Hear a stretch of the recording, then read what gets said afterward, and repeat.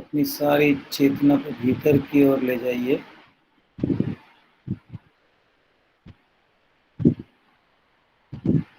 हम मालिक की याद में हैं।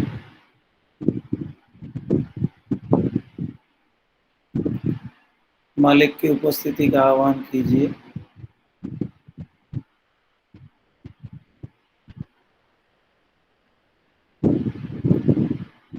हमारा हृदय मालिक के हृदय से जुड़ गया है।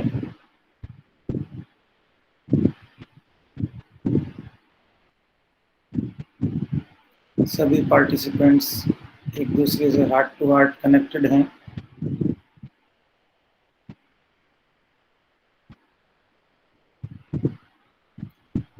हम मालिक से प्रार्थना करते हैं कि पूज्याचार्य जी के जन्म दिवस पर आज इस पावन अवसर पर जो मौका हमें मिला है, हम एकत्रित हुए हैं, उनकी इनायत है।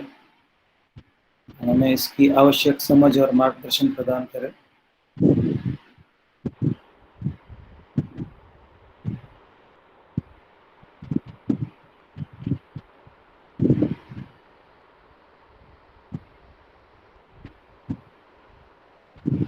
मालिक की उपस्थिति को महसूस कीजिए। दिल की गहराइयों से उपस्थिति को महसूस कीजिए।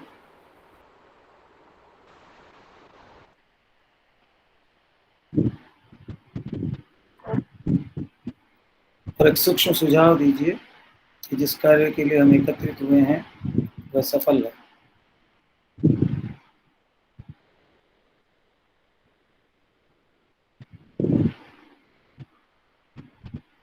धीरे से आंखें खोलें।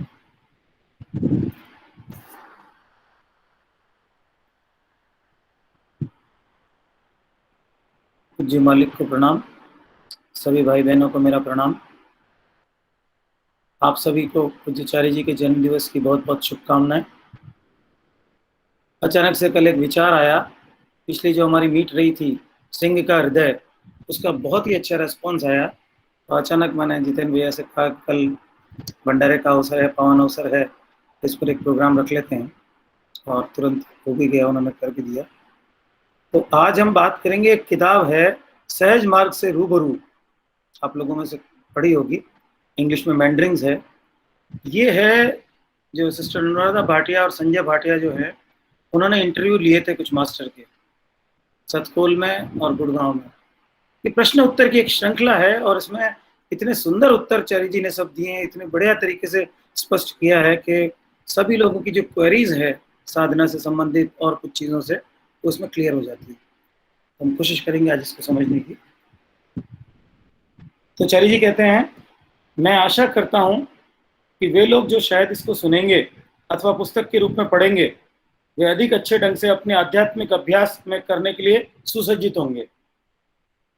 वे लोग जो इसको सुनेंगे अथवा पुस्तक के रूप में पढ़ेंगे, वे अधिक अच्छे ढंग से अपने आध्यात्मिक अभ्यास के लिए सुसज्जित होंगे, जिसे हम साधना कहते हैं, जिससे वह अधिक तेजी से अपने मन में बिना संशय के ऊपर उठ सकें, जिससे वह अधिक तेजी से अपने मन में बिना संशय के ऊपर उठ सकें। उसे बात याद रखते हुए जो मेरे मालिक बाबूजी महाराज ने कहा है, संदेह पूछताछ से भिन्न होते हैं। संदेह स्वयं विश्वास पर ही प्रश्न खड़ा कर देता है। पूछताछ वे प्रश्न हैं जिनका उत्तर हमारे विश्वास को ठेस पहुंचाए बिना दिया जाता है। यहाँ चार्य जी डिफरेंशिएट करते हैं डाउट और इंक्वायरी। तो हमें संदेह नहीं करना चाहिए किसी भी चीज के लिए, पूछताछ कर सकते हैं। तो कितनी सुंदर बात कही है कि जो इसको पुस्तक को पढ़ेंगे या सुनेंगे, वे अच्छे से आध्यात्मिक अभ्यास कर पाएंगे। तो मैं बहुत शॉर्ट लूंगा, लंबी किताब है कुछ, तो हम बाद में फिर और कभी डिस्कस करेंगे पूरा। अब सहज मार्ग में गृहस्थ जीवन क्यों? क्योंकि बाबूजी ने कहा जब आप विवाह करते हैं, एक परिवार बनाते हैं, तभी आप प्रेम करना सीखते हैं। सन्यासी नहीं जानते कि प्रेम कैसे किया जाता है। उनमें सन्यास के लिए लोगों के लिए आदर हो सकता है, व्यक्तिगत जीवन कोई प्रेम नहीं। यहाँ प्रेम को विकसित होना होता है, क्योंकि मनुष्य के प्रति प्रेम के माध्यम से हम ईश्वर को प्रेम करना सीखते हैं। वृक्ष का फल में हमने डिस्कस किया था प्रेम कैसे सीखा जाए। स्व को प्रेम करके पहले, ऐसे प्रेम नहीं सीख सकते, वो प्रेम नहीं है, वो तो वस्तुओं से प्रेम है, बात की थी हमने। तो वही बात यहाँ आती है कि प्रेम को विकसित अगर होना है तो मनुष्य के प्रति प्रेम के माध्यम से हम ईश्वर से प्रेम को सीखते हैं।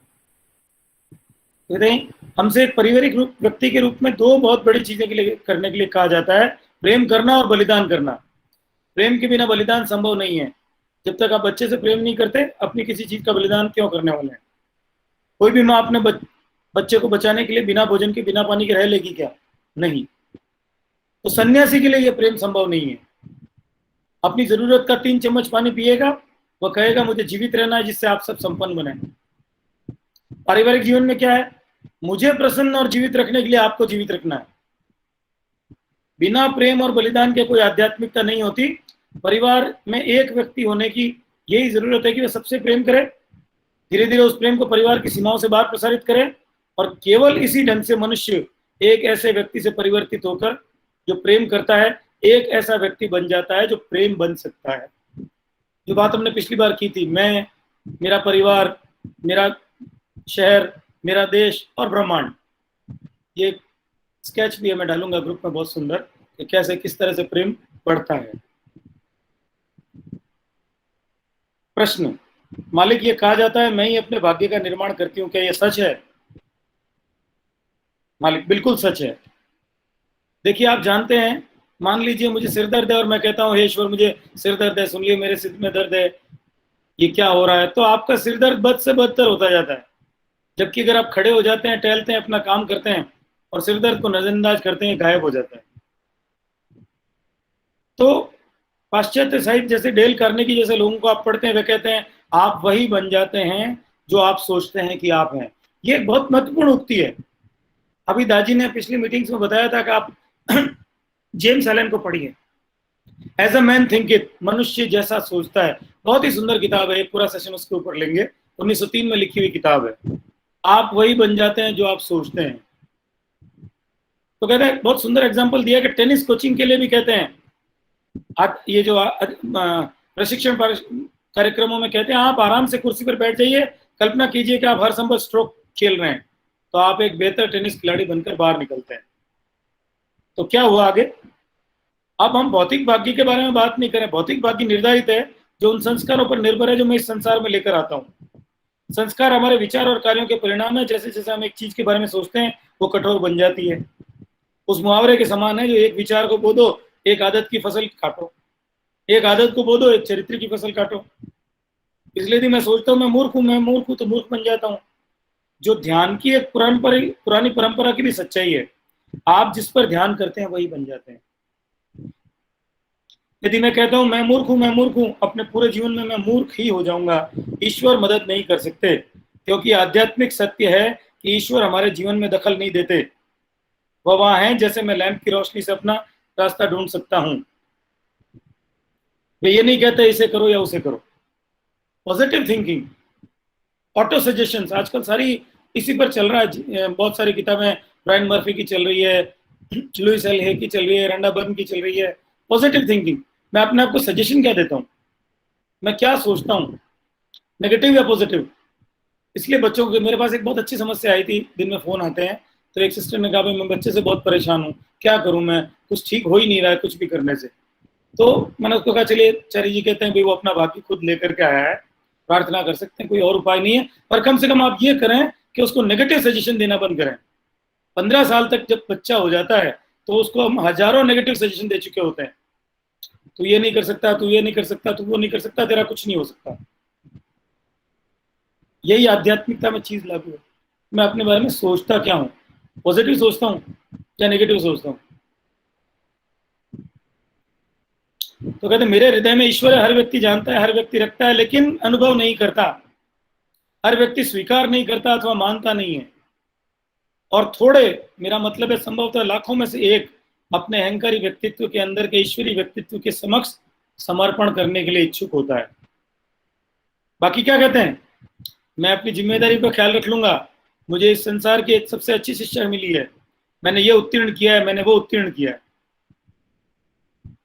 ये वृक्ष का फल में यही बात आई थी कि ईश्वर कहता भाई मैं तुम्हारे अंदर हूं, क्योंकि मैं सब जगह हूं इसलिए हूं। लेकिन इससे फर्क क्या पड़ गया, जब तक तुमने ये समझा नहीं, माना नहीं, मुझे अंदर देखा नहीं, तो फर्क क्या पड़ गया मेरे होने या ना होने से।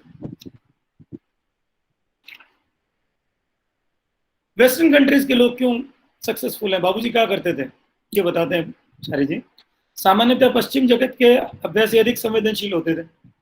बाबूजी आश्चर्य किया करते थे, देखो हमारा खजाना है जिसे लोग समझते ही नहीं। विदेश में वैसे संजो कर रखते हैं, इतनी सराहना करते हैं, इतनी बात करते हैं, इतना अधिक संजोते हैं और इतनी ज्यादा तरक्की करते हैं। हम लोग अभी देख रहे होंगे, योग हम भूल गए, वो अपना रहे हैं, मेडिटेशन हम भूल गए, वो अपना रहे हैं। मैंने कहा ऐसा वहां क्यों है? उन्होंने कहा क्योंकि एक अर्थ में वे अपने आप को क्रियाकलापों से नहीं जोड़ते। हम सोचते हैं कि वे पापी हैं, उनमें कोई नैतिकता नहीं है, इस तरह की चीजें। ऊपरी तौर पर यह सच है, लेकिन वहां पर भी, भारत में या पूर्वी देशों में, बिना कुछ किए हम हर समय पाप कर रहे हैं। विचार का फर्क है। वो लोग मानते ही नहीं है, वो अगर पाप कर रहे हैं तो कर भी रहे हैं। तो जब वो थिंकिंग ही नहीं है तो वो असर नहीं कर रही। आगे प्रश्न आया, लगाव हमें पीछे खींचता है। चारी जी कहते हैं बेशक लगाव हमें पीछे खींचता है। यहाँ प्रेम और लगाव में अंतर समझाया बहुत सुंदर तरीके से। अटैचमेंट क्या है, प्रेम क्या है? हमें प्रेम करना सिखाया जाता है, जुड़ना नहीं। आप जानते हैं प्रेम कुछ अलग है, लगाव कुछ अलग है। लगाव वह है जो हर साधारण व्यक्ति के पास है। वो अपनी पत्नी से जुड़ा होता है, घर से जुड़ा होता है, कार से जुड़ा होता है, नौकरी से जुड़ा होता है, बिना यह जाने कि किस लिए। इसलिए जब उस जुड़ाव को किसी तरह से समाप्त कर दिया जाता है तो हम कष्ट उठाते हैं। आदमी अपनी नौकरी गंवा देता है, ईश्वर न करे बच्चा बीमार होता है, अथवा एक दोस्त चला जाता है। ये बचकानी जीवन शैली है। प्रेम में कोई जुड़ाव नहीं होना चाहिए। ये डिफरेंस बताते हैं प्रेम और अटैचमेंट में। प्रेम हर चीज को आजाद कर देना चाहिए। आप मेरे हैं पर बिना मेरे पर आधिपत्य जमाए। आधिपत्य जमाना वास्तव में रखना नहीं है। इसलिए एक अंग्रेजी कहावत है जिसमें कहा जाता है आपके पास केवल वही होता है जिसे आपने दे दिया है। इस कहावत पर पिछली बार हमने पूरी चर्चा की थी, ये क्या है आप समझ रहे हैं? केवल जब हम आध्यात्मिकता की ओर आते हैं तब हम अतीत के इन गूढ़ कथनों में से कई का मतलब समझते हैं। अन्यथा आप ये सोचते हैं मेरे पास ये कैसे हो सकता है जिसे मैंने दे दिया, मूर्ख आदमी। अब ये प्रश्न विचार का जो हम में से कईयों के मन में आता है। मालिक, ध्यान के दौरान ढेर सारे विचार आते हैं और काफी इस बात से परेशान हो जाते हैं कि जब वे ध्यान में बैठते हैं तो उनमें विचारों की बाढ़ आ जाती है। क्या किया जाए? चारी जी कहते हैं यदि आप जंगली तालाब में जाते हैं पानी में और आप उसे हिलाते हैं, पत्तियों और पानी के अंदर मौजूद हवा से काफी बुलबुले निकलेंगे। यही हमारे साथ होता है। प्राणावती जब सबसे पहले हमारे पास आती है, चीजों को हिला देती है और विचारों के रूप में बाहर आ जाती है, आखिरकार जिन्हें हम अपने अंदर दफना देते हैं। यही विचार है। हमने जो भी अर्जित किया है, हासिल किया है, जब सफाई में उन्हें मुक्त किया जाता है तो विचारों के रूप में बाहर आते हैं। और कभी कभी 20 वर्षों के ध्यान के बाद भी ऐसे बुरे विचार हो सकते हैं कि आप सोचते हैं कैसा नरक है। क्या यह माना जाए मैं प्रगति कर रहा हूं? ये हमने पहले चर्चा की थी इस पर। अंदर जो कुछ दबा हुआ है, किसी में एंगर, किसी में लस्ट, किसी में ईर्ष्या, बहुत कुछ चीजें दबी हुई है, और 20 साल सब कुछ ठीक चलेगा और अचानक उभर के आएगा, तब घबराना नहीं है। चारी जी खुद अपना एग्जाम्पल देते हैं। एक बार मेरे साथ ये हुआ। मुझे सहज मार्ग में रहते करीब 15 वर्ष हो गए। इससे पहले मैं बहुत नियमित तरीके से गायत्री जाप किया करता था। सहज मार्ग में प्रवेश किया तो सब कुछ छोड़ दिया। एक दिन अपने विजन में गायत्री देवी को आते हुए देखा और उन्हें अपने सामने कपड़े उतारते हुए देखता हूं। मैं स्तब्ध रह गया। बाबूजी से पूछा ये क्या है? वो बहुत खुश हुए। उन्होंने कहा मेरे प्यारे लड़के, हमारी सबसे घृणित विचार जिन पर हमें शर्म आती है और जिन्हें हम छिपाना चाहते हैं, भ्रष्ट और हर चीज, वे सबसे गहरे छिपे होते हैं और सबसे आखिर में बाहर निकलते हैं। इसलिए वर्षों के अभ्यास के बाद बुरे का सामना करने के लिए तैयार रहना, यह बहुत इंपॉर्टेंट है। सब कुछ ठीक चलेगा और अचानक सब गड़बड़ होते ही हम घबरा जाते हैं। ये क्या हो गया? मेरा इतना अच्छा ध्यान चल रहा था, ध्यान नहीं लग रहा है। समझ वाली बात यही है कि वो ध्यान क्यों नहीं लग रहा है, क्योंकि और डिगिंग हुई और खुदाई हुई तो जो कुछ नीचे दबा हुआ था वो निकला। वो तो अंदर ही था सब कुछ, बाहर से नहीं आया, कहीं बाहर से नहीं आया, सब कुछ अंदर था। तो कहते हैं शुरुआत में बहुत सारे विचार होते हैं, सोने का भाव क्या है, कपूर क्या भाव बिक रहा है, बॉस से क्या कहूंगा। तो ये अनोखे विचार जिनसे हम भयभीत रहते हैं, कभी वैसे चेतन जीवन में बाहर नहीं ला सकते। इतने गहरे छुपे होते हैं जैसे किसी बक्से में आप चीजों को छुपा देते हैं जिसको आप सबसे ज्यादा संजो कर रखते हैं। तो जब विचार आए ध्यान में बहुत ज्यादा, तो घबराना या डरना नहीं, वो निकलने के लिए है। अब प्रश्न, लोग सामान्यतः पूछते हैं मालिक पूरे दिन सिटिंग कैसे दे सकते हैं, और हम जब भी प्रशिक्षक के पास जाते हैं, सिटिंग के लिए बैठते हैं, प्राणाहुति का अनुभव करते हैं, तो क्या मालिक हर समय सिटिंग देते रहते हैं? यहाँ दो बहुत डिफरेंस किया, अंतर किया चीज में, रेडिएशन और प्राणाहुति। तो कहते हैं मालिक जगे हों चाहे सोए हों, कोई फर्क नहीं पड़ता, या बीमार हो, उनकी आध्यात्मिक शक्ति एक प्रकार से सभी दिशाओं में फैलती रहती है, उसे रेडिएशन कहते हैं। लेकिन जब वे चेतन रूप से अपनी इच्छा के शक्ति के साथ आप पर केंद्रित करते हैं, तो ये प्राणाहुति होती है। तो जिसका हम हर जगह अनुभव कर रहे हैं वो तो है रेडिएशन। उदाहरण दिया, जैसे आपको सूरज की किरणें हर जगह मिलती है, लेकिन एक मैग्नीफाइंग ग्लास लगा करके आग से आप छेद तक कर सकते हैं। ये जो फोकसिंग है कहते हैं वो प्राणाहुति है, और बाकी जो सब जगह जो महसूस हो रहा है रेडिएशन। संवेदनशीलता के लिए कहते हैं, संवेदनशीलता की सुरक्षा की जानी है। इस उपकरण का प्रयोग किया जाना है कैमरे में एक शटर के रूप में। आप लेंस को हर समय खुला रखते हैं तो कुछ नहीं होगा, इससे अपनी सभी इंद्रियों को हर समय खुला रखते हैं, इसलिए कष्ट उठाते हैं। हमें 5 इंद्रियां इस सांसारिक जीवन में एक प्रकार से पार जाने के लिए दी गई है, इससे अधिक कुछ नहीं। वे ज्ञान के उपकरण हैं, ज्ञान प्राप्त करने की इंद्रियां हैं। वे केवल देखने के लिए, सुनने के लिए, सूंघने के लिए, श्रवण के लिए हैं, मुझे मार्ग दिखाने के लिए है। लेकिन मैं उनका उपयोग आनंद लेने के उपकरणों के रूप में करता हूं, तो मैंने गलती की है, स्वयं को रास्ते से अलग कर दिया है। जो पिछली बार हमने बात की थी, सैक्रिफाइस ऑफ प्लेजर, पहली शर्त ये है। एक प्रश्न जो कई लोग करते हैं वो किया कि भाई एक महिला अभ्यासी और कहती है मेरे परिवार में अकेली है और घर में सब लोग दूसरी गतिविधियों में हैं, तो मैं साधना कर नहीं सकती, मैं क्या करूं? चार्य जी कहते हैं आप प्रार्थना कर सकती हैं, हम मनुष्यों को कभी नहीं बदल सकते। हर व्यक्ति, एक उदाहरण दिया, जब आप विद्यार्थी होते हैं, हर व्यक्ति सोना चाहता है और आपकी बत्ती जली हुई होती है, तो आप पढ़ाई कर रहे हैं और वो लोग कहते हैं भगवान के लिए बत्ती बुझा दो, तो हमको क्या करना है?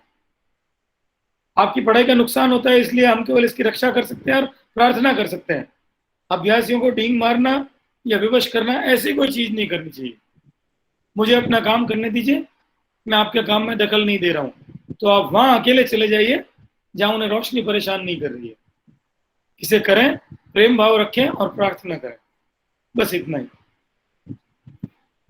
एक जगह पूछा है प्रश्न, अभ्यासी को मांसाहारी भोजन क्यों नहीं करना चाहिए? जारी जी कहते हैं मांसाहारी नहीं, बजाय इसके स्थूल भोजन भी नहीं करना चाहिए, क्योंकि जैसे जैसे मैं आध्यात्मिकता के पथ पर आगे बढ़ता हूं, मेरा शरीर दिव्य होता जाता है और इसकी आवश्यकता सूक्ष्मतर होती है। न केवल मुंह से भोजन, आंखों के द्वारा इंटेक, कानों का इंटेक, स्पर्श का अंतर्ग्रहण, सभी हमारे लिए भोजन है।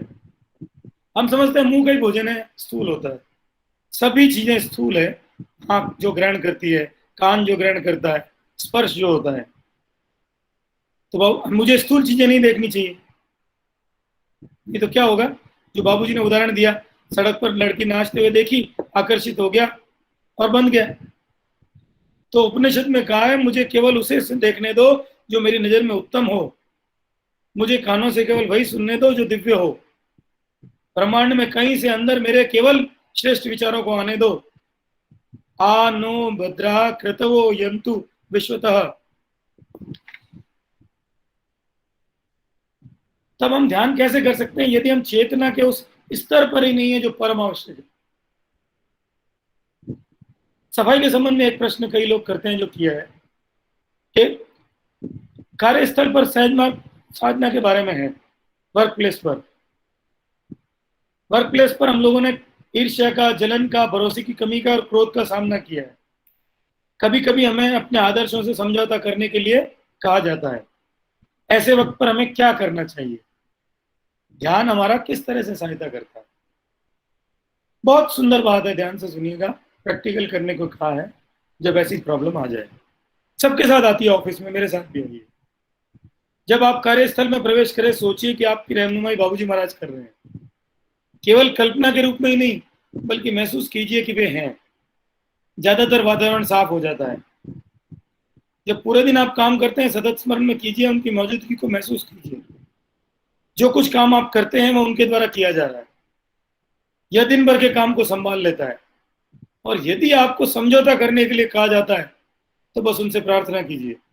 अपना उदाहरण दिया है कि मेरे बॉस ने मुझसे कहा कि भाई गायत्री, मैं लेना चाहता हूँ आपका मकान, और उसके बदले में आपको घर दे दूंगा।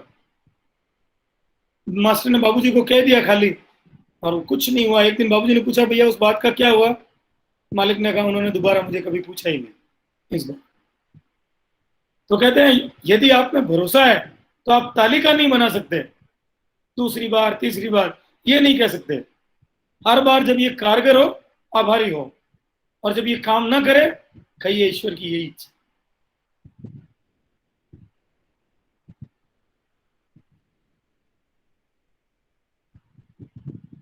संदेह आत्मा को विषक्त कर देता है। जांच पड़ताल करना ठीक नहीं है। बाबूजी सभी आकांक्षियों से कहते थे अपने मालिक को परखो, और एक बार जब उन्हें परख लिया तो उनसे लोहे की तारों से बांध लो, ताकि खुद को कभी आजाद न कर सको।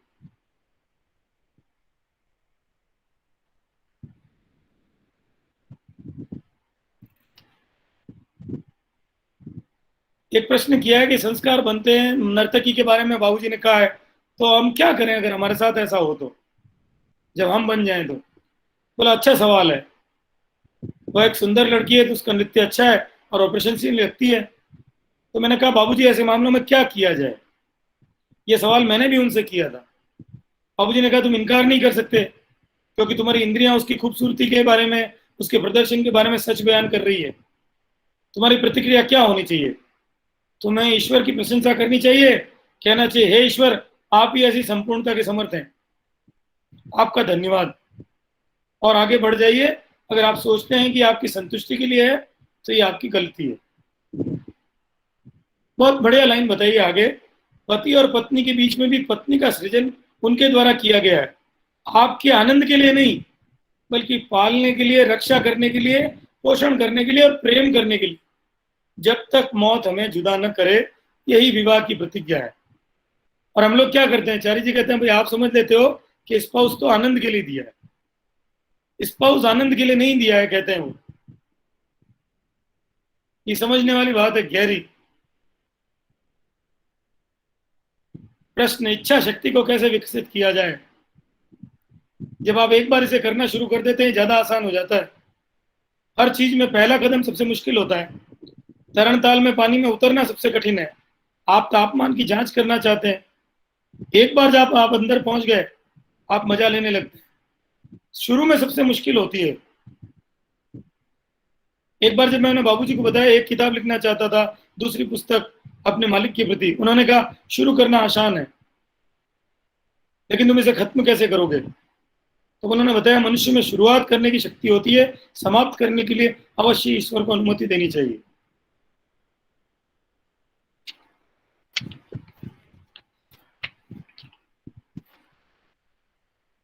समाधि के बारे में बात बताइए। हम समाधि के बारे में कंफ्यूज हैं। हम लोग सोचते हैं ध्यान में एकदम वो चले जाएं ऐसे डेप्थ में, जिसमें कुछ विचार न रहे, कुछ भान नहीं रहे। अक्सर लोगों का ख्याल भी यही होता है और इच्छा भी यही होती है।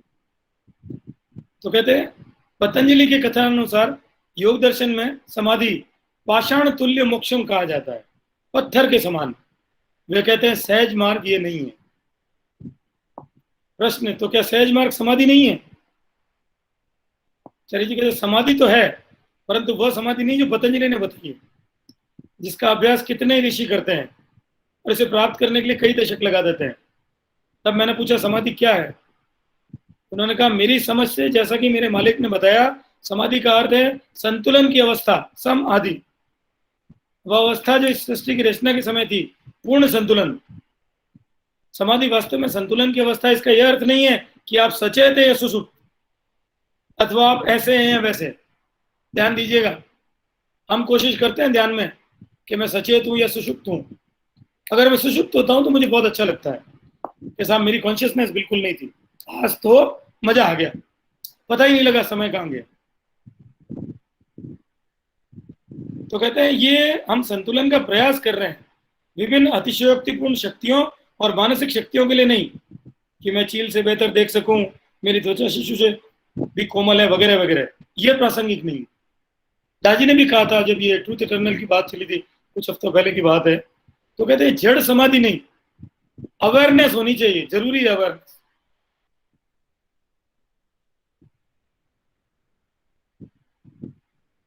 तो एक बोला, इंसान ही अपनी इच्छा शक्ति से स्वयं को परिवर्तित कर सकता है जो उसे बनना है। आप ही प्रयोग करता है, आप ही प्रयोग करते हैं, और प्रयोग जब खत्म होता है तब संपूर्ण प्रयोग का परिणाम ही आप है। ईश्वर इसमें कुछ नहीं कर सकता।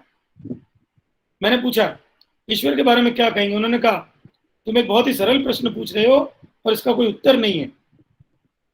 ईश्वर ने विश्व का निर्माण किया और इसे विकसित होने के लिए छोड़ दिया। तो फिर मैंने पूछा वे स्वयं को हर चीज में प्रकट क्यों नहीं करते। बहुत सुंदर है उत्तर। उन्होंने कहा वे प्रकट करते हैं जहां उन्हें प्रकट होने दिया जाता है। वृक्षफल में हमने यही बात कही थी कि ईश्वर ने कहा भाई मैं तो हूं ही अंदर तुम्हारे, और अंदर हूं इसलिए कोई खास बात नहीं है क्योंकि मैं सभी जगह हूं, लेकिन मैं प्रकट कब होऊंगा, जब तुम मुझे अंदर देखोगे। तो कहते हैं इंसान के विषय में यद्यपि मनुष्य के हृदय में उनकी मौजूदगी है, लेकिन इंसान उन्हें प्रकट नहीं होने देता। इस देर है तो वो वहां शाश्वत रूप से है, लेकिन मनुष्य उसको प्रकट नहीं होने देता।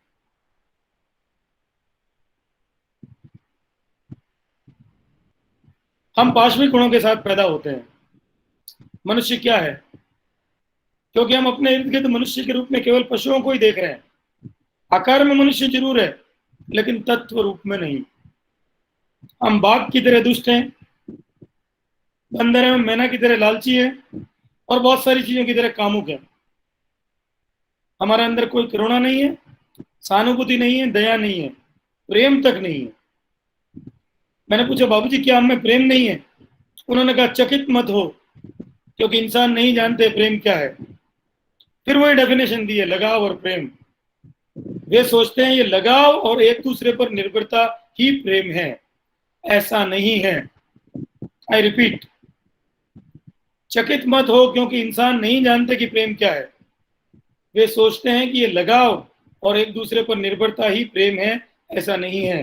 प्रेम का अर्थ वह गुण का होना है जो केवल दिव्य है, जिसमें आप ईश्वर का वर्णन करते हो। ईश्वर प्रेम है। अगर आप में दिव्य मौजूद है तो आपको अवश्य ही प्रेम होना चाहिए, लेकिन आप तो स्वयं को प्रेम करने के काबिल भी नहीं है। इसलिए आप अपनी सारी बुराई, सारी दुष्टता समाज पर थोपते हैं, और आपने देखा ही है कि समाज ने कितने ही दैत्यों को पैदा किया। बाघ खाने के लिए आक्रमण करता है या मरता है? मनुष्य मजे के लिए मारता है। हमें पशुओं के प्रति कृतज्ञता दिखानी चाहिए कि वे ऐसे नहीं है। वे केवल जरूरत पड़ने पर ही ऐसा करते हैं। पारस्परिक प्रेम निर्भरता नहीं होता। एक भिखारी को 1 रुपया देना वरदान नहीं होता। केवल ऐसा कहना वे गुजर गए, मुझे खेद है, करुणा नहीं है। अगर आप इस सब के काबिल नहीं है तो इंसान नहीं है। किसी दिन हम डेफिनेशंस पर चर्चा करेंगे। सहानुभूति की what is difference between mercy and compassion. दया और करुणा में क्या अंतर है? हेल एंड हेवन का डिफरेंस है दया और करुणा में। हम समझ ही नहीं पाते। दया करना कोई खास बात नहीं है, करुणा बहुत बड़ी चीज है। तो हम करुणा के स्तर तक पहुंचते ही नहीं है। जैसे कहा नहीं है, केवल ऐसा कहना वो गुजर गए, मुझे खेद है, ये सिर्फ दया है, करुणा नहीं है। करुणा बिल्कुल ही अलग चीज है।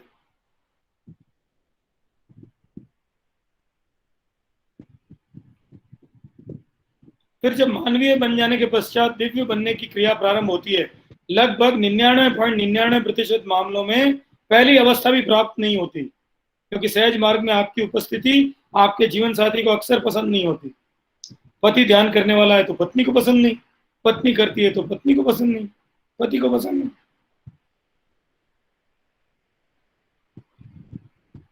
अभ्यासी कोई अनुचित काम करके मेरे पास घुटने के बल रोते हुए आए तो मैं शर्मिंदगी महसूस करता हूं।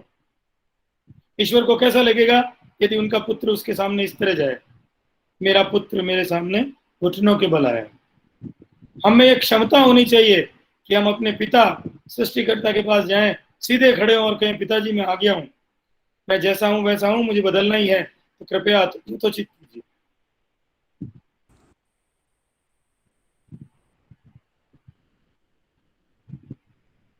प्राणाहुति की डेफिनेशन दी है, किसी ने प्रश्न किया इसमें कि प्राणाहुति को कोई महसूस कैसे कर सकता है। कहते हैं प्राणाहुति को महसूस नहीं कर सकते, आप उसका असर देख सकते हैं। जिनमें तीव्र अवलोकन शक्ति है बता सकते हैं कि वो क्या बन गया या क्या बन गई। अब आप महत्वाकांक्षी नहीं रहे, केवल अभिलाषी हैं, लालची और हासिल करने वाले और उत्तेजना वाले नहीं रहे, दानी बन गए। आप सदैव भौएं नहीं सिकोड़ते बल्कि मुस्कुराते हैं, आप लोगों का तिरस्कार नहीं करते बल्कि स्वागत करते हैं। सचेत रहना है कि आप ध्यान कर रहे हैं, एक अर्थ में आप देखने में समर्थ हैं कि ध्यान के दौरान क्या घटित। तो हमें इतना ऑब्जर्वेशन करना चाहिए इफेक्ट्स प्राणाहुति के।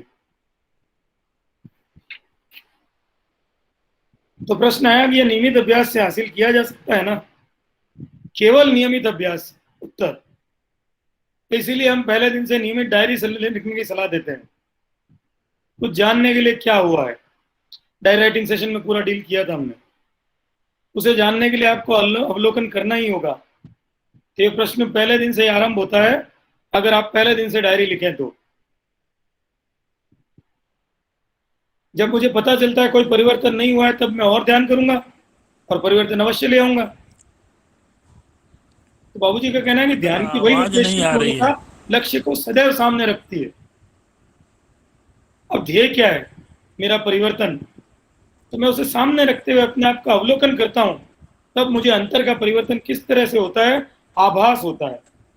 इसीलिए डायरी मेरे आत्मदर्शन का महत्वपूर्ण प्रकरण है। यदि मैं अपने आप को अपने सामने प्रकट कर पाता हूं तो मुझे किसी के मार्गदर्शन या प्रमाण की आवश्यकता नहीं।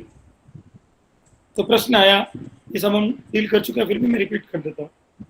मालिक, डायरी में केवल आध्यात्मिक पक्षों को ही लिखना है या मालिक के साथ वार्तालाप हो सकता है, मेरे साथ यह घटित हुआ है, नहीं हुआ है, ये आज हुआ है, ये भी लिख सकते हैं?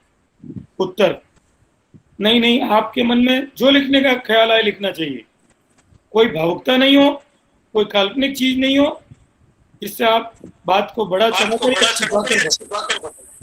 ये जरूरी है कि वह सच्चा अभिलेख रहे। ज्ञान की प्रक्रिया और महत्व के बारे में पूछा भाई, तरीका क्या है, जगह और खास समय पर बैठना क्यों आवश्यक है? तो बोले कि ने कहा आप आधी रात को घर पर आते हो, तब भी भोजन तो अवश्य करते हो। आप ये तो नहीं कहते कि मैं 8 बजे आया हूँ, भोजन नहीं करूंगा आज। तो आपको एक आंतरिक अवस्था की मांग के लिए कहना होगा, मैं ध्यान किए बिना नहीं सो सकता। आदत बना लेनी है। जैसे इंसान उठता है, स्नान कर आता है, चाय पी लेता है, उसे घड़ी द्वारा याद दिलाने की जरूरत नहीं पड़ती। जब आप पूजा कक्ष में जाते हो, स्वतः हाथ जोड़ लेते हो, कोई कहता है बेटा सर झुकाओ। किचन में पहुंचते ही भूख लग जाती है। तो संकल्प शक्ति का उत्तम उपकरण बनाने का अभ्यास करना हो।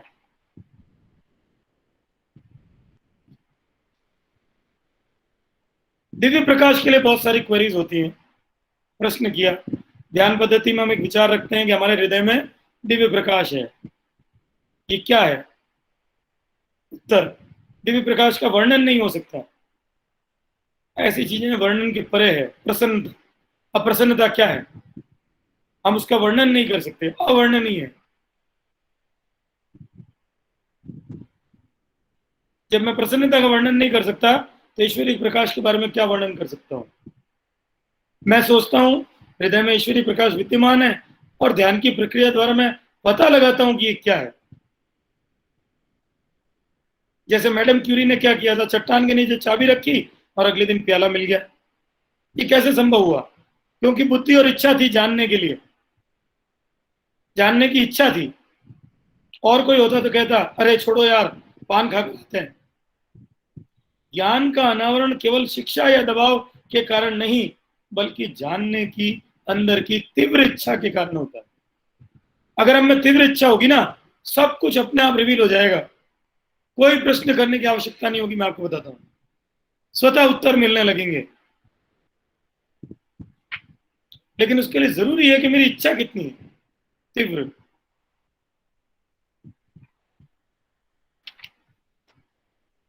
रात्रि प्रार्थना के बारे में कहा है। मालिक, रात्रि प्रार्थना का महत्व प्रशिक्षक हमें बताते हैं कि हम प्रार्थना पर ध्यान करें, कैसे करें। रात्रि प्रार्थना मुझे याद दिलाने के लिए है कि जो कुछ मैं हूं, प्रार्थना इस अर्थ में नहीं है कि मैं कुछ मांग रहा हूं या निवेदन कर रहा हूं, दिव्य बनने के लिए भी नहीं। मैं केवल स्वयं को याद दिला रहा हूं, स्वयं को विनम्र करने के लिए सक्षम बना रहा हूं, खुद को याद दिलाने के लिए स्वयं को वास्तविकता बता रहा हूं। देखिए, बहुत सुंदर बात कही है, दिव्य बनने के लिए भी नहीं है प्रार्थना। यह मैं हूं, यह मुझे बनना ही है, इसलिए हमें ईश्वरीय के प्रकाश के अलावा अन्य किसी चीज पर ध्यान नहीं करना चाहिए। क्या प्रशिक्षक प्रार्थना पर ध्यान करने को कहते हैं? प्रश्न, हाँ मालिक। उत्तर, यह गलत है, सही नहीं है। हमें केवल नम्रतापूर्वक प्रार्थना करके मालिक को धन्यवाद देकर सो जाना, यह प्रश्न किया। उत्तर, अपने को याद दिलाइए, उस दिन की गलतियों का पश्चाताप कीजिए। यहाँ पश्चाताप का मतलब यह नहीं है कि आप कहें, हे ईश्वर मुझे क्षमा कीजिए, मैंने ऐसा किया। देखिए, बहुत बारीक डिफरेंस बताया रात्रि में क्या करना है। पश्चाताप का मतलब यह नहीं है कि हे ईश्वर मुझे क्षमा कीजिए, मैंने ऐसा किया। वो कहते हैं पश्चाताप का मतलब दृढ़ निश्चय करना कि मैं फिर से यह गलती नहीं करूंगा। बाबूजी ने कहा मनुष्य को एक बार गलती करने का हक है, वही गलती दोबारा करने के लिए नहीं।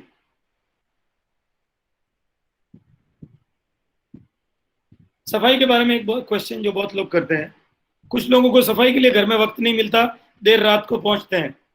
ऐसे में वे जानना चाहते हैं कि ट्रेन, कार, लोकल ट्रेन में कर लें क्या सफाई। कहते हैं हाँ, बिना किसी व्यवधान का कर सके तो कर लें। मैंने विमान में की है, यहाँ तक कि ध्यान भी किया है।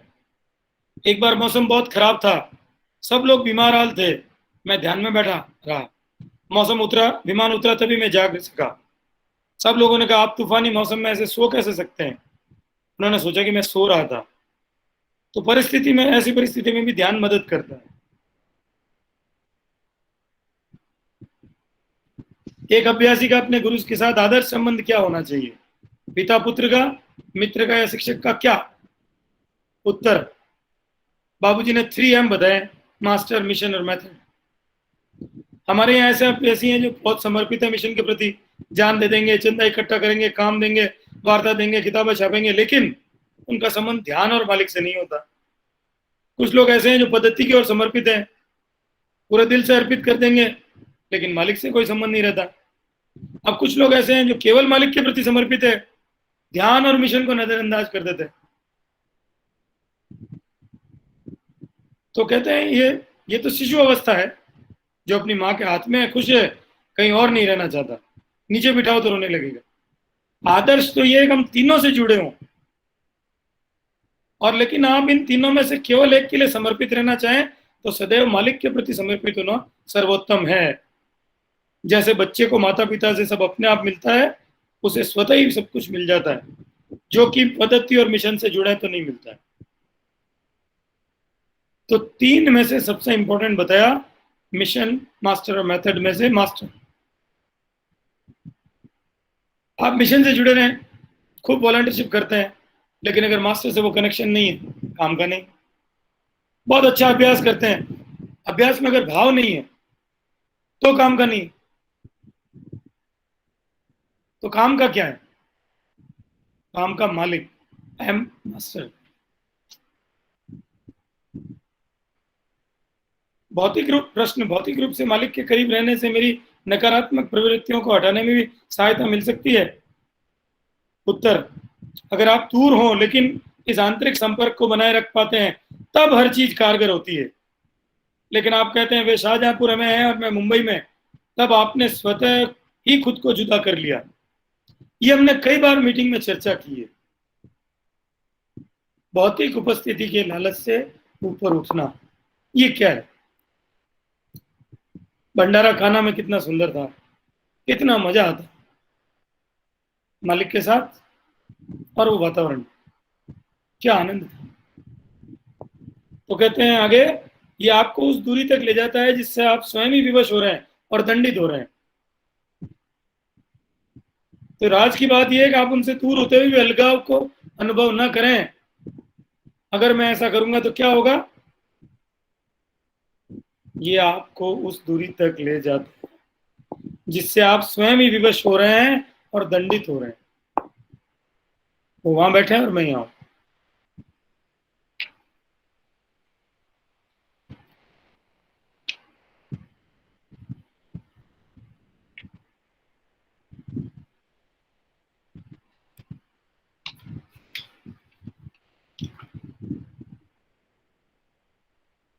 बाबूजी ने 3 अवस्थाएं बताई है, ये चारी जी बहुत रिपीट करते थे बार बार। अल्टरनेट टॉक में उनकी एक चीज आई, मालिक के प्रति प्रेम, मालिक के साथ संसन और मालिक की आज्ञा का पालन। 3 चीजें बताई।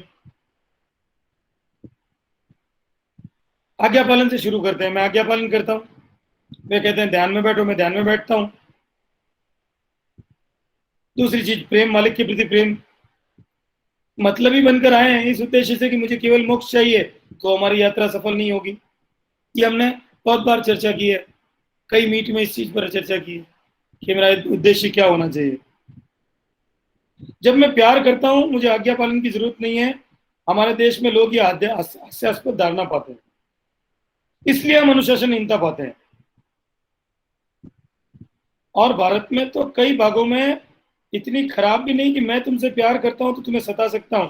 साहब मुझे आपसे प्यार है, इसलिए मुझे आज्ञा पालन नहीं करना है। लेकिन सहज मार्ग पद्धति में यह हीरे का बिल्कुल एक और फलक है, 3 चेहरों की तरह। मैं आज्ञाकारी हूं, मैं प्यार करता हूं, मैं सत्संग करता हूं, इसलिए मैं साथ हूं।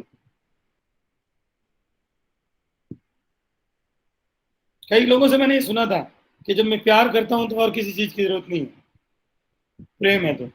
लेकिन आज्ञा पालन भी उतना ही जरूरी है।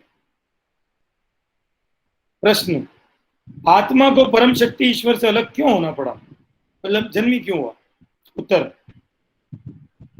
एक समय ऐसा आया जब आत्मा ने सोचा मैं स्वतंत्र हूं, मैं हूं, और इस चेतना के साथ मैं हूं, उसका पतन हो गया। चार्य जी कहते हैं मैंने ध्यान किया। अगर आप अभ्यासी होने पर गर्व महसूस करते हैं और सोचते हैं मैं बाबूजी महाराज के बहुत नजदीक हूं, ये सब विचार भी संस्कारों को बढ़ा देते हैं।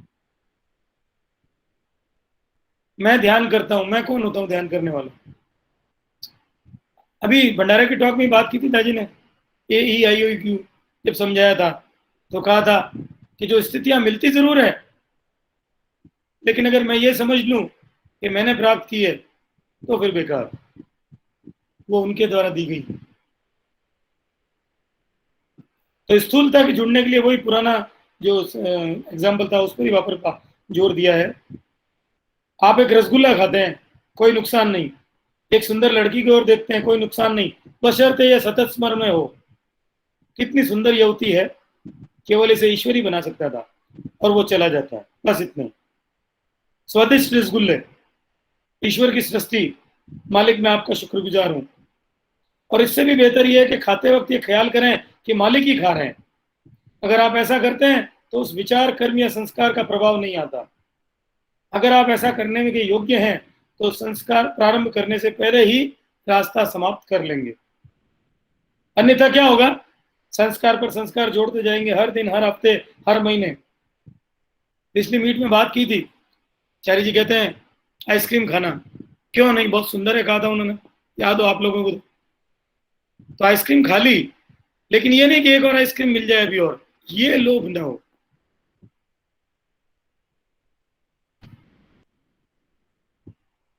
वो कहते हैं 1000 में से 999 भोग में हटा सकता हूं, आपको एक भोग को संभालना पड़ेगा।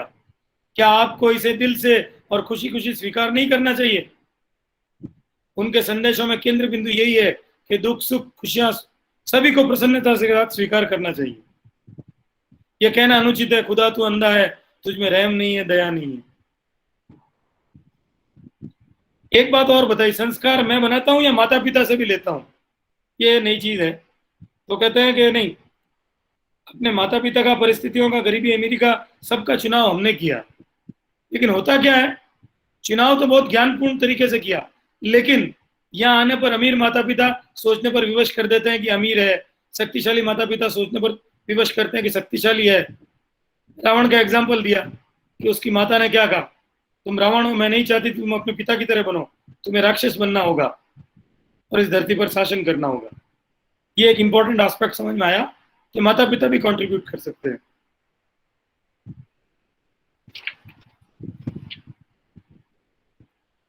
एक बताया कि ये प्रकृति के प्रकोप आदि ये सब क्या है। तो कहते हैं कि दिव्य प्रकृति बदलाव शुरू करती है जब ठहराव आ जाता है, तो एक अंतर प्रेरणा या विचार देती है जिसे कोई ऋषि प्राप्त करता है। हिंसा की आवश्यकता हो तो हिंसा संप्रेषित करेगा, और सभी हिंसक वृत्ति वाले उसे ग्रहण कर लेते हैं। मुझे हिटलर की याद आई कि उसने क्या किया। तो कहते हैं हिंसक वृत्ति वाले उसे ग्रहण करते हैं और कार्यरत हो जाते हैं। तब युद्ध होता है और शांति का समय आता है, शांति का प्रसारण होता है और युद्ध समय समाप्त हो जाता है। दूसरे विश्व युद्ध के आरंभ होने से ठीक पहले अरविंदो गहरे ध्यान में थे। एक दिन उन्होंने अचानक अपनी जांघ पर हाथ मारा और कहा यह खत्म हो गया, और युद्ध विराम घोषित हो गया। तो ये जितनी भी प्राकृतिक जो आपदाएं, ये इस तरह के युद्ध हो रहे हैं, ये सब प्लान्ड है, प्रकृति चाहती है तभी होता है।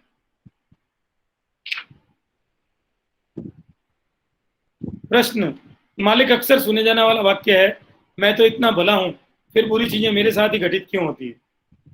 मेरी समझ में इसका कारण जानना चाहता हूं। तो कहते हैं कार्य के परिणाम बनने की प्रक्रिया जानने में हम समर्थ नहीं है। जो कुछ करता हूं उसका नतीजा 10 वर्ष बाद आ सकता है, नतीजा उल्टा तुरंत निकल आता है। लेकिन होता क्या है। भीष्म के बारे में कहानी बताई।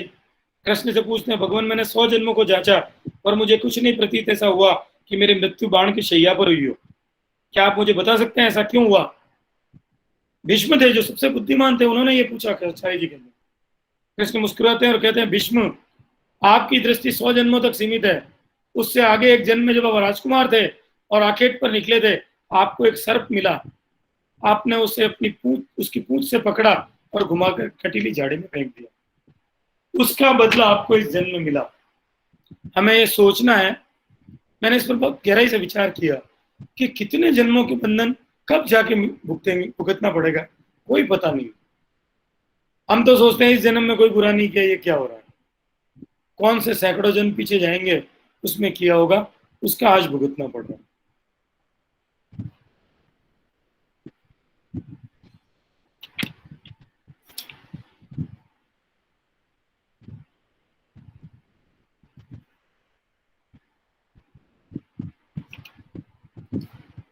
बुद्ध भगवान से पूछा गया इच्छा को कहां रोका जाए। उन्होंने कहा सबसे छोटी इच्छा से भी आप अगर शुरुआत करें तो आप जीत जाते हैं। एक बहुत सुंदर प्रश्न किया है, क्या हम मालिक के साथ रहने की या उनके जैसे बनने की इच्छा नहीं रख सकते।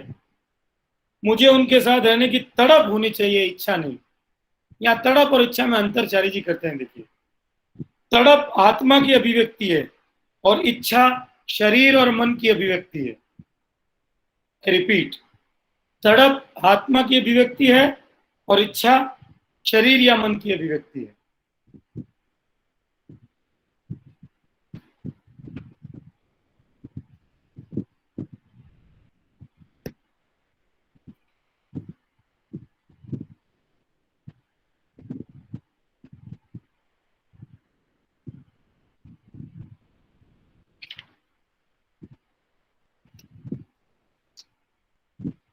प्रकृति की योजनाएं हैं, केवल ये ही योजनाएं हैं। अब जब मनुष्य बनाते हैं और हम अपनी सोच और अहंकार से कार्य करते हैं, जो कहलवाता है मैं कर सकता हूं। हो सकता है कि मेरी योजना प्रकृति की योजना से भिन्न हो, यह सफल नहीं होगी। योजना सब प्रकृति की है।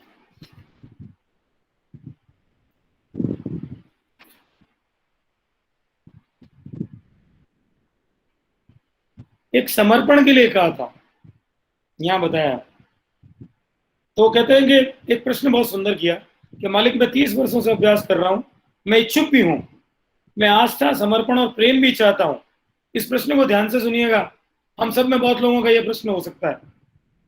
मैं सचेत प्रयास कर रहा हूं कि मैं वो बनूं जो मालिक को खुशी दे। मैं प्रश्न रिपीट करता हूं। मालिक मैं 30 वर्षों से अभ्यास कर रहा हूं, मैं इच्छुक भी हूं, मैं आस्था समर्पण और प्रेम चाहता हूं, और मैं सचेत प्रयास भी कर रहा हूं कि वह मैं बनूं जो मेरे मालिक को खुशी दे। चारी जी पूछते हैं क्या आप मन से इच्छुक हैं। एक ऐसी स्थिति आती है जब आप तनाव रहित हो जाते हैं और कहते हैं मैंने छोड़ दिया। यही समर्पण है।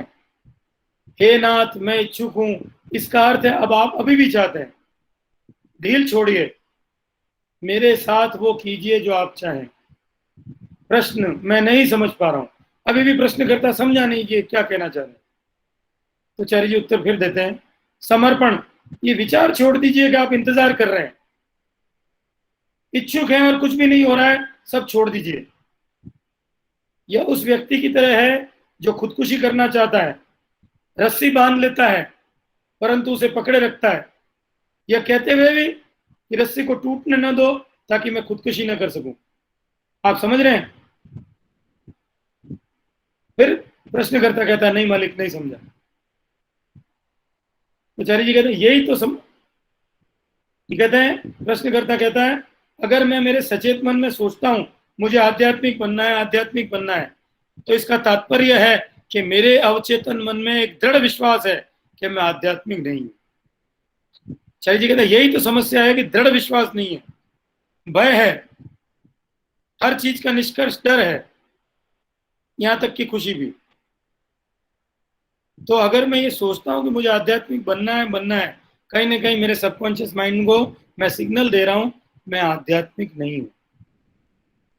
तो मैं ऊपर वाली बातें फिर थोड़ी सी रिपीट करता हूं, 4 लाइनें।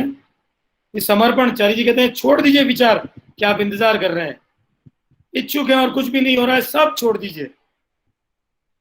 अगर ऐसा कर रहे हैं तो ये उस व्यक्ति की तरह जो खुदकुशी करना चाहता है, रस्सी बांध लेता है पर पकड़े हुए रखता है, रस्सी को टूटने दो, रस्सी टूटेगी तो मैं खुदकुशी करूंगा। ढील छोड़िए, चार्य जी कहते हैं, तनाव रहित हो जाइए, मैंने छोड़ दिया। कहते हैं, आपको उस ख्याल का भी समर्पण कर देना चाहिए कि ये नहीं हो रहा है। आप कितने ही हताश दंपतियों को देखते हैं जिनके कोई संतान नहीं है, जितने अधिक हताश हैं और प्रयत्नशील उतने ही असफल हैं। आप इच्छा करके भी अपना बच्चा पैदा नहीं कर सकते, आपकी शक्ति से वह परे है, वह तो सृष्टिकर्ता का काम है। यह इच्छा स्वयं तनाव पैदा करती है, किसी चीज का स्वतंत्र संपादन जो आपको करना है वह हो नहीं पाता। बस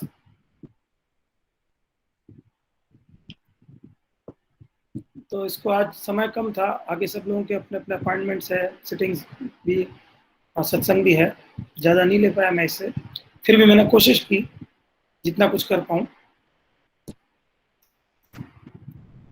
कोई कुछ शेयर करना चाहे?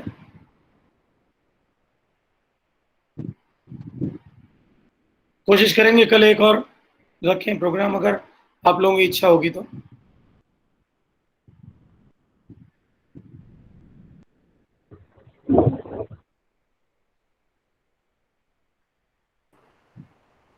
जी भैया, बिल्कुल रखिए।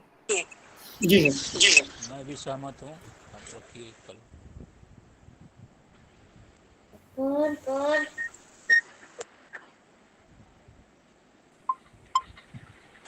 हेलो भैया। जी बिल्कुल प्रोग्राम रखिए आप, बहुत बढ़िया। आज हमको आवाज क्लियर नहीं हुई, नेटवर्क प्रॉब्लम थी। आपकी आवाज नहीं आ रही है। भैया प्रणाम भैया, हिंदी नहीं सुन पाए आज का भैया, भेजिए फ्लैश रिकॉर्डिंग। भैया अगर रिकॉर्डिंग हो तो आपकी आवाज नहीं आप की आज नेटवर्क क्लियर नहीं है, आपकी आवाज बिल्कुल नहीं आ रही, कोई आवाज सुन पा रहा हूँ, ठीक नहीं सुन पा रहा हूँ।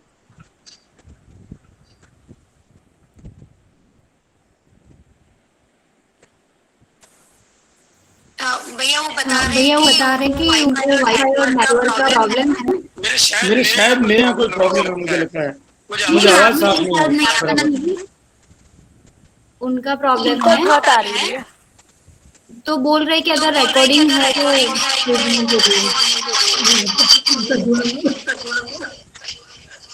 ब्रदर आपका 2 चीज तो निकली है,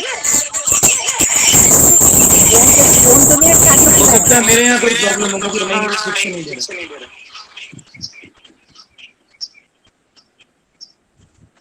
नहीं, आपकी पूरी आवाज क्लियर आई, भी बोले नहीं। हाँ तो मेरे यहाँ प्रॉब्लम है, आप पूरी मुझे क्लियर बहुत आई, क्लियर बहुत नहीं आ रही बढ़िया। है। नहीं, आवाज में कोई अब इसमें किसी का लैपटॉप के साथ मोबाइल में भी अगर किसी ने सेशन ज्वाइन किया तो ऐसे एको आती है। चलिए, जो नए लोग कोई जुड़ना चाहें,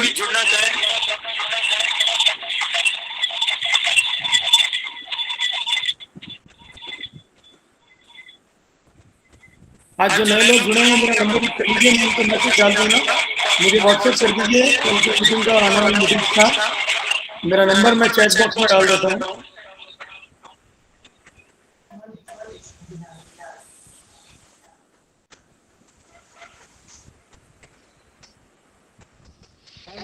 मेरा नंबर है चैट बॉक्स में डाला मैंने, आप मुझे व्हाट्सएप कर दीजिए, मैं आपको ग्रुप है उसमें जोड़ दूंगा तो आपको मैसेज मिल जाएगा। ये गिरिजा शंकर बोल रहे, आप अपना माइक म्यूट करिए या नहीं? इन्हीं का खुला हुआ सबसे लग रहा है।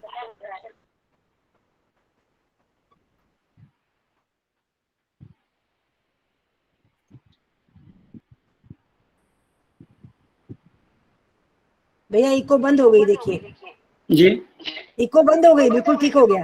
वो भैया का खुला हुआ था, गिरिजा शंकर भैया का, इसीलिए चल रहा था। बिल्कुल ठीक है, एकदम बढ़िया हो गया। थैंक यू जैन साहब, thank you very much. Continue tomorrow. Thank you brother, thank you, धन्यवाद। चलिए जितेन भाई, रिकॉर्डिंग कर दीजिएगा प्लीज। हाँ जी सर, हाँ जी सर। कल का अपन कर लेंगे, टाइम तो यही रहेगा मोस्ट प्रॉब्ली कल का। हाँ जी, नो प्रॉब्लम। सबको अगर सबको कंफर्टेबल है तो ठीक है, लेकिन आज बहुत कम लोग ज्वाइन किए थे, शायद टाइम गलत है। कोई बात नहीं, अपने क्या फर्क पड़ता है, जितने करें कोई प्रॉब्लम नहीं है। Okay okay. 40 लोग बहुत होते हैं।